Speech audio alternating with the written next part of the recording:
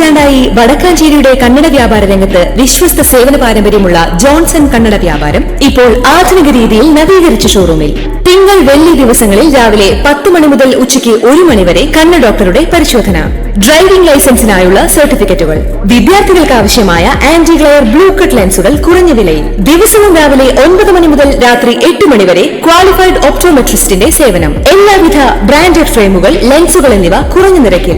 Johnson Kannada വ്യാപാരം, John's tower, divine ആശുപത്രിക്ക് എതിർവശം, Vadakkanchery. Phone 94963474.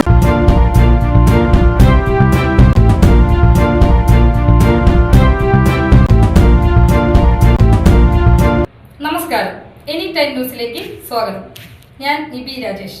ലൈംഗിക അതിക്രമ പരാതിയിൽ നടൻ അലൻസിയറിനെതിരെ കേസെടുത്തു. ചെങ്ങമനാട് പോലീസാണ് കേസ് രജിസ്റ്റർ ചെയ്തത്.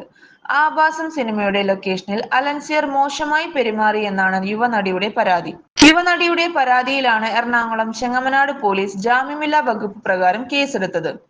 2017 ബാംഗ്ലൂരിൽ വെച്ച് ലൈംഗിക അതിക്രമം കാട്ടിയെന്നാണ് നടിയുടെ പരാതി. മുൻപ് ഇതേ നടി അലൻസിയറിനെതിരെ പരാതി ഉയർത്തിയെന്നെങ്കിലും പോലീസ് നടപടി സ്വീകരിച്ചിരുന്നില്ല.